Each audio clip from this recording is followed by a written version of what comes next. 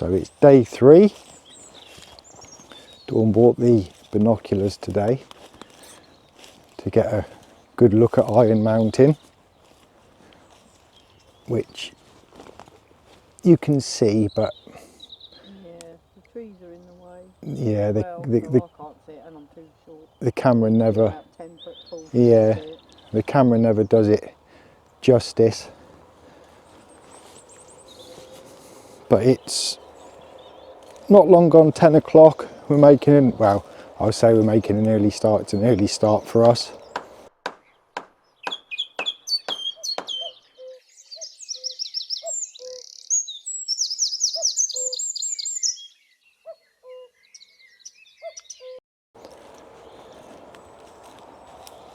Right, so today we are starting a little bit further down.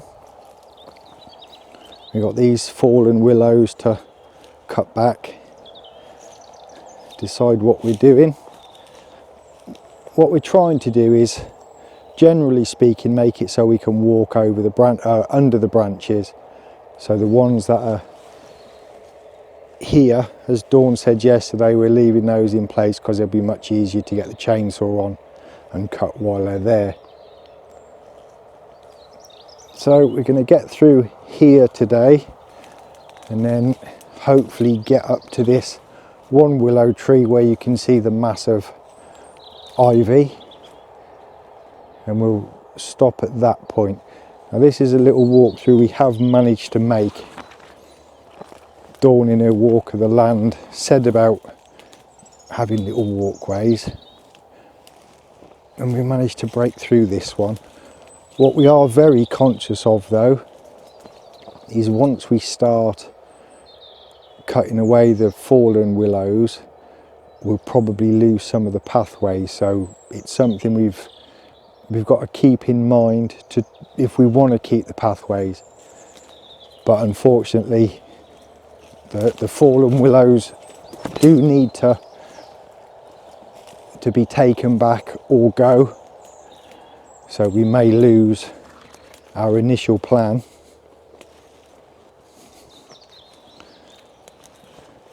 But here we go. I've also come across this little thing. I've googled it. So good thing on your phone. Take a photo, share it to Google Images. So I found out what it is, but it looks ever so strange. I think it's some kind of fungus. I can't remember the name. But like a cancer on trees, so it's probably going to kill this tree, or already has, looking at it anyway. It's not looking particularly well. Could be a plum tree, not really sure. I only say that because the image and the discussion that I found about this was to do with plum trees. But it's the only patch on there. Oh, there might be something else up there. That might just be fun. Oh, I don't know. Yeah, it could be the same.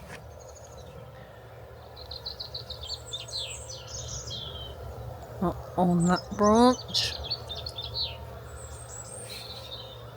But it's quite interesting really when you look, all the bits and pieces that you wouldn't normally see. But if anybody knows what that is, and whether that means it's certain death for the tree. Hopefully not.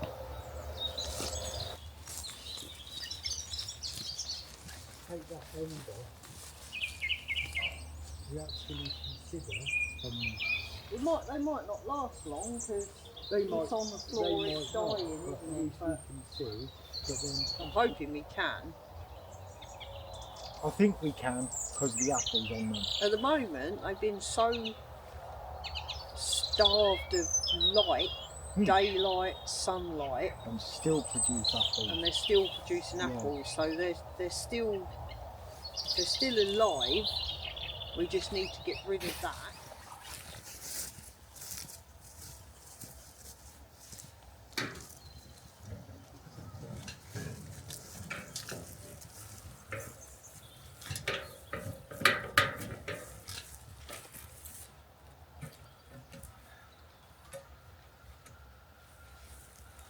Ready for some noise?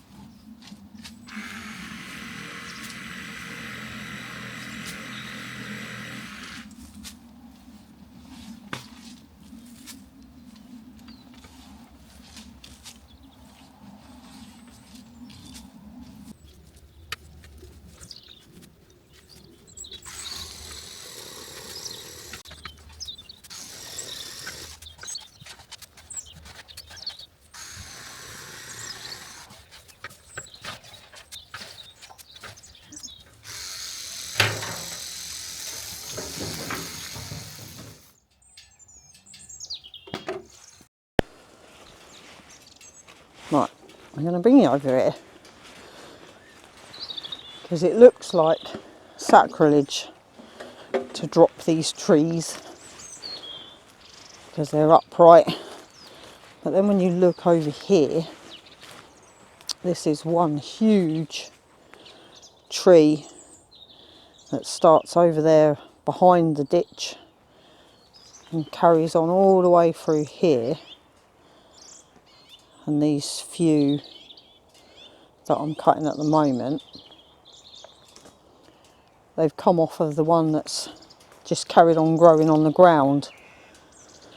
So we're going to get rid of this one here that comes up to there. That's the one I've been trimming, and the one in front of it. And for the time being, leave these other two.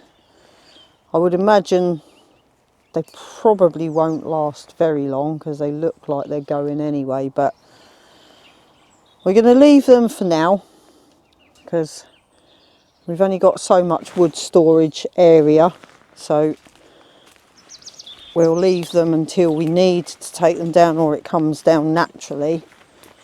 So I've got a pile there. And I was on Facebook last night, as most people are, and I saw a post about a dead wood hedge. Couldn't think what it's called then. And about how you can put a couple of posts, 2, 3, or whatever width hedge you want to make, get some stakes in and weave the dead wood branches through it to make a hedge. And I thought, wow, what a good idea, I've never heard that. So we got bits and pieces over there that we've kept. I didn't read enough into it to know the sizes I might need, but it was just a thought on what we might be able to do with some of it, because like we said before, we got some bits over there that we'll probably use as firewood and kindling, and this is what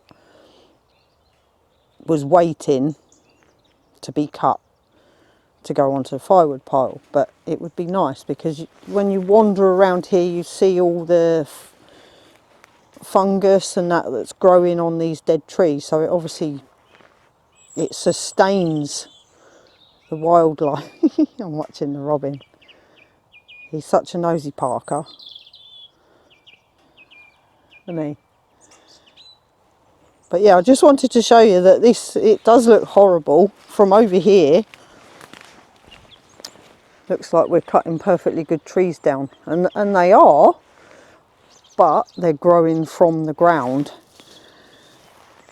And then we're just not sure, there's so much that's still growing but is down.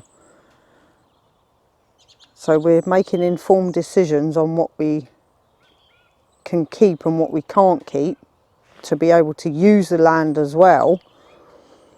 And then in time we'll probably replant in different areas, maybe some fruit trees, because we're not sure how the apple trees are going to fare, are we? So But anyway, that's what I wanted to show you, the way it's grown.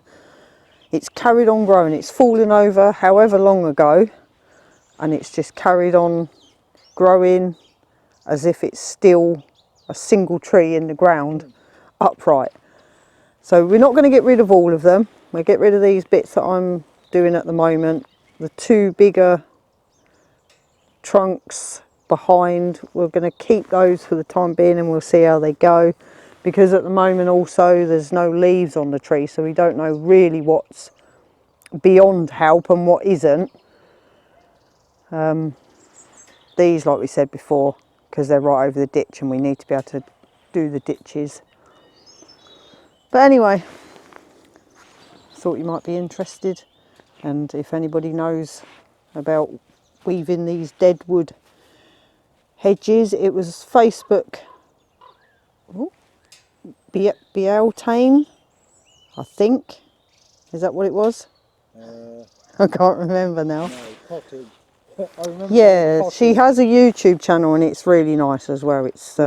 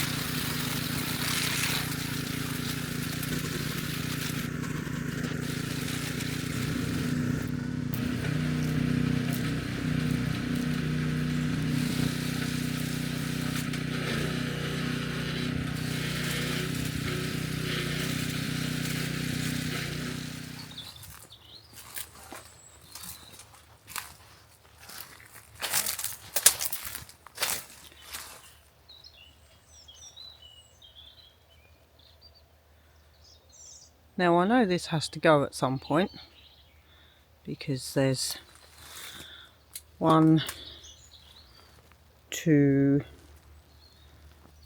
3, possibly 4 trees down, but it looks actually quite magical the way it just has teepeed really as they've fallen, and one's caught the other and then another's fallen and caught that.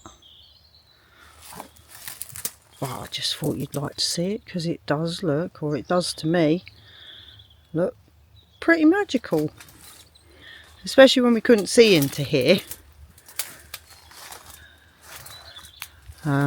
this morning. Look at that.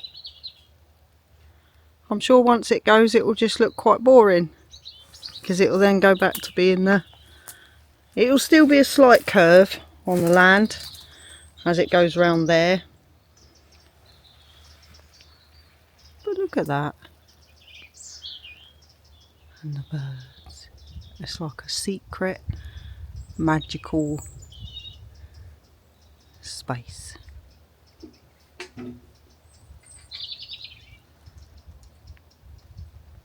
You look at how the willow, when it comes down and it's frantically trying to stay alive, and it just sprouts up masses of little trees off of its big fallen part.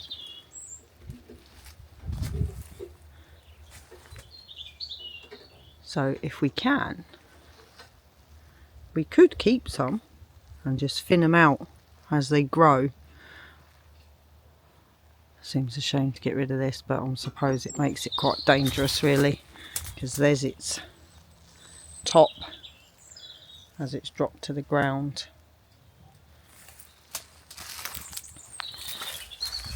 And from here,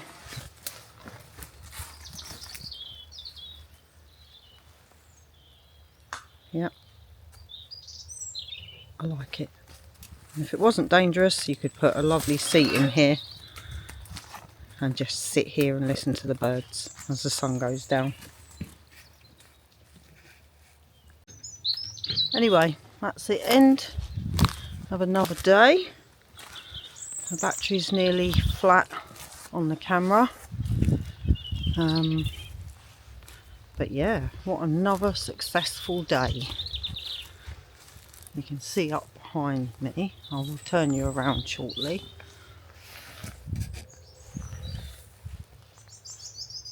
And we can see from the corner all the way along. Still plenty to do. There's so many more trees down than I think even we anticipated, because until you start chopping at the front, you can't see behind what's come down. So, alright, turn you around. Oh, please turn around. There we go. Alright, so it's the corner that we started in, not yesterday, day before.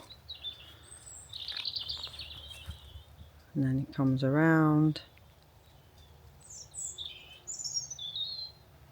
But the amount of land, floor space wise, that we've managed to reclaim just from this tiny portion is unbelievable.